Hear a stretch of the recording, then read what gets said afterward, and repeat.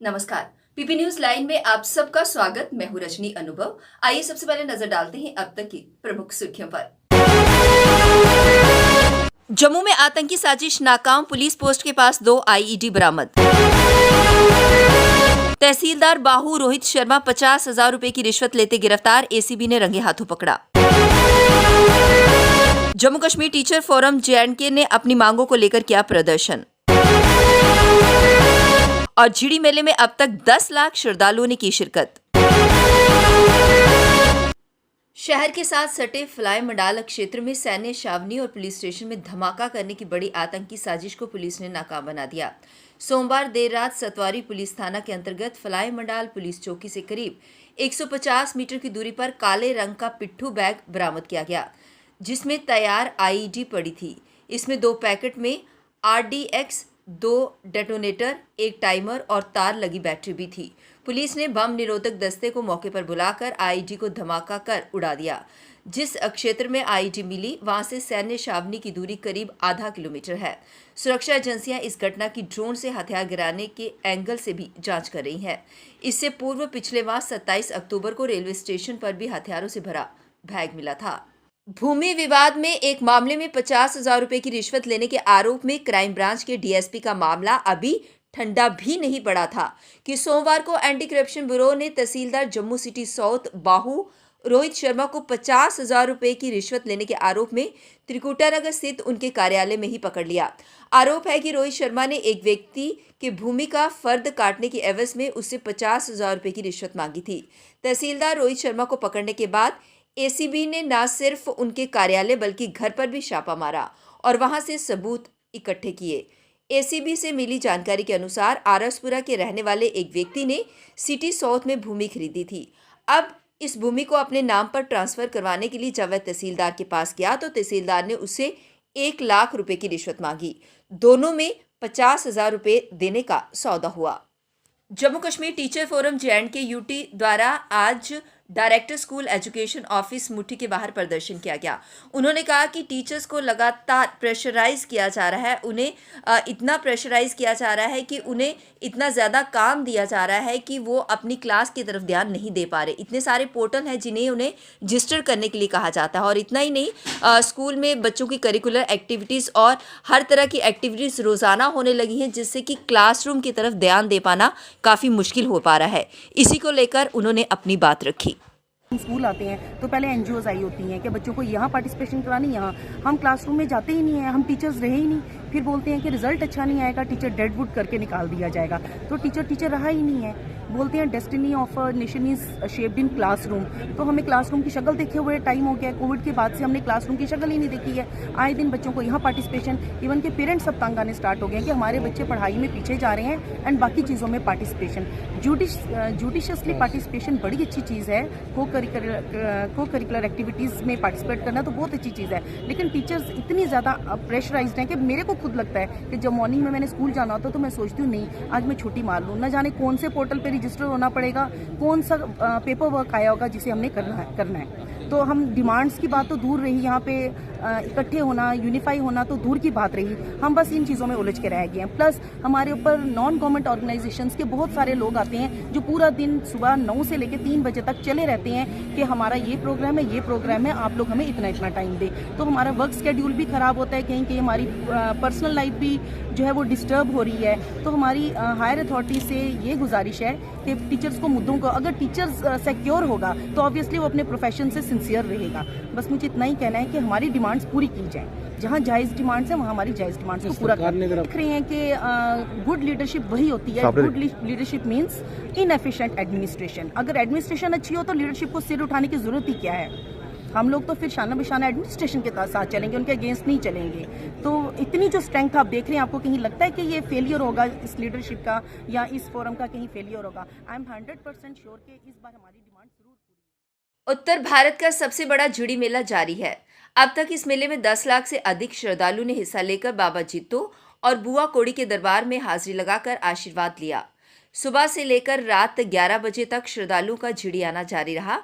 शाम के समय यहां पर सांस्कृतिक कार्यक्रम का आयोजन किया जाता है, जिसकी दर्शक खूब सराहना कर रहे हैं। वहीं इस दौरान प्रशासन द्वारा भी कई बंदोबस्त किए गए हैं। विभिन्न विभागों के अधिकारी मेले में मौजूद रहते हैं और श्रद्धालुओं की सुविधा का ध्यान रखा जा रहा है।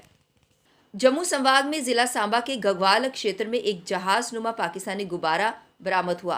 पुलिस ने इस गुब्बारे को कब्जे में लेकर आगामी जांच शुरू कर दी है। जानकारी के अनुसार गगवाल में लोगों को पाकिस्तानी गुब्बारा मिला, इस पर BHN लिखा हुआ है।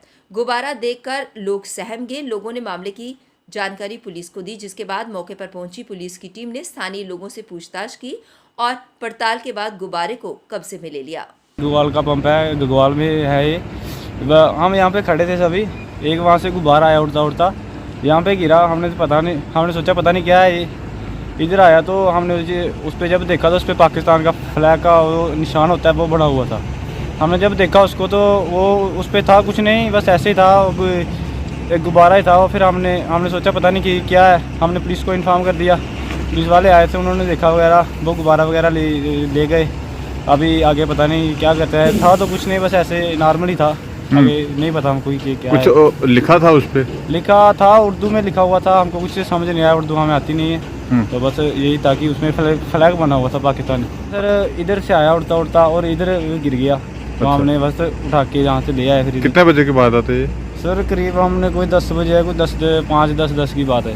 अच्छा, पैनिक होने की। नॉर्मल फ्लैग था, अभी पता नहीं क्या था कि उसमें क्या कोई पुलिस वाले हो सकता है, वो पुलिस वाले पता।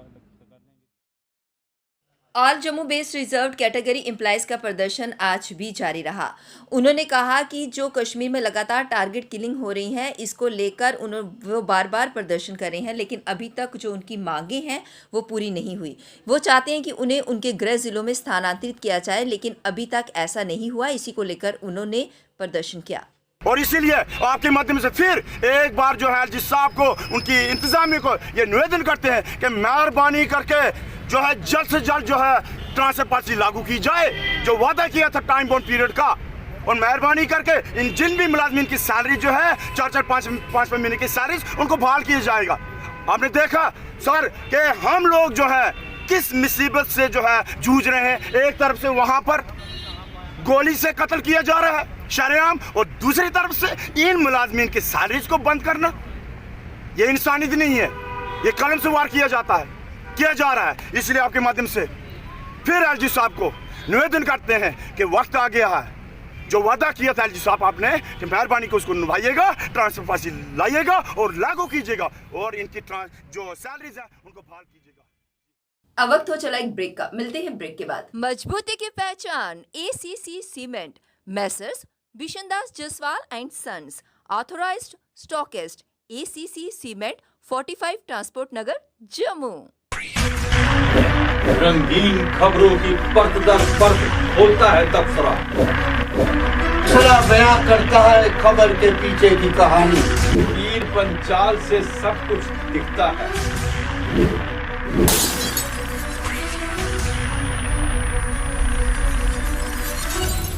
ब्रेक के बाद बढ़ते हैं अगली खबर की तरफ। भारतीय सेना में कश्मीर व लद्दाख के अग्निवीरों के पहले बैच का प्रशिक्षण 31 दिसंबर तक शुरू हो जाएगा। अग्निपथ योजना के तहत अग्निवीरों की भर्ती की लिखित परीक्षा का परिणाम इसी माह के अंतिम सप्ताह में घोषित कर दिया जाएगा। अग्निवीर बनने के लिए करीब 3000 युवा लिखित परीक्षा दे चुके हैं। ये परीक्षा 13 नवंबर को हुई थी। परिणाम की घोषणा के बाद तीसरे दिन सफल उम्मीदवारों को श्रीनगर स्थित सेना भर्ती कार्यालय में रिपोर्ट करना होगा। लिखित परीक्षा के परिणाम के बारे में उम्मीदवारों को अलग से सूचित नहीं किया जाएगा। सफल उम्मीदवारों के प्रमाण पत्र की जांच की प्रक्रिया 1 दिसंबर से शुरू हो जाएगी। मूल दस्तावेजों की जांच जम्मू कश्मीर सरकार द्वारा भी करवाई जाएगी। श्रीनगर में PRO defence lieutenant colonel Imran Musafi ने बताया कि सफल उम्मीदवारों को 31 दिसंबर तक प्रशिक्षण के लिए रिपोर्ट करना होगा। लद्दाख व कश्मीर के लिए अग्निवीरों की भर्ती के लिए बारामूला के पट्टन में 17 से 30 सितंबर तक भर्ती रैली हुई थी। अग्निवीर के लिए भर्ती general duty, technical, clerk, store keeper, technical व ट्रेडमैन पद के लिए हुई है। जम्मू विश्वविद्यालय में फैकल्टी सदस्यों को शोध पत्र के प्रकाशन के लिए 30,000 रुपये मिलेंगे। वहीं विभागों में सेमिनार, कार्यशाला या कार्यक्रम आयोजित करने के लिए 50,000 रुपये दिए जाएंगे। जम्मू विश्वविद्यालय की सिंडिकेट ने इसकी मंजूरी दे दी है। सिंडिकेट ने स्नातक कोर्स में पर्यावरण विज्ञान को कोर विषय के तौर पर लागू करने, इंक्यूबेशन, इनोवेशन, उद्यमता, कौशल विकास सेंटर स्थापित करने, दूरस्थ शिक्षा विभाग में MA पंजाबी और डिप्लोमा कोर्स इन ज्ञानी शुरू करने और फिजिकल एजुकेशन में PhD शुरू करने को भी मंजूरी दे दी। केंद्रीय पेट्रोलियम व प्राकृतिक गैस और आवास एवं शहरी विकास मंत्री हरदीप सिंह पुरी ने केंद्र सरकार पेट्रोल और डीजल को भी GST के दायरे में लाने के संकेत दे दिए हैं। उन्होंने कहा कि इसकी तैयारी पूरी कर ली गई है। पुरी ने कहा कि कुछ राज्य इस मामले में केंद्र सरकार के साथ शायद ही सहमत हों, वह इसका ज़रूर विरोध करेंगे। जब तक राज्य सरकारें राजी नहीं होंगी, केंद्र कुछ नहीं कर पाएगा। अगर राज्य सरकार इस दिशा में पहल कदमी करती है तो हम तैयार हैं। पीपी न्यूज़ लाइन के आज के इस अंक में बस इतना ही। मुझे और मेरी पूरी टीम को दीजिए इजाजत और आप देखते रहिए पीपी न्यूज़ लाइन। नमस्कार। जम्मू में आई टेस्टिंग की साइंटिफिक और मॉडर्न टेक्नोलॉजी के लिए हमेशा याद रखें जेम ऑप्टिशियंस, जहां पर रखा जाता है आपकी हर जरूरत का ख्याल। Gem opticians with the facility of eye exercise, A scan, biometry, pachymetry और ऑटोमेटेड फील्ड एनालाइजर। और हाँ, हमारे यहाँ बढ़िया क्वालिटी के ब्रांडेड स्पेक्टिकल्स, सनग्लासेस और कॉन्टेक्ट लेंसेज मिलते हैं। आपका भरोसेमंद एक ही नाम, Gem opticians, Gandhinagar. Gem opticians, Nai Basti. Gem opticians, Amphalla. Gem opticians, Trikuta नगर।